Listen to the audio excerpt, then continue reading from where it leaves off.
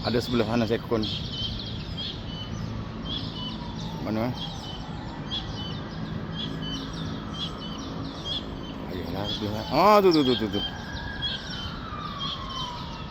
Ekor congek-congek tu. Sekali dia bunyi ekor congek, sekali bunyi ekor congek. Ini raja udang yang jenis kecil, bukan jenis besar tu. Yang besar tu berkakar. Ni pun berkakar kecil. Macam mana boleh kecil berkakar ni? Biasa pun berkakar ni besar.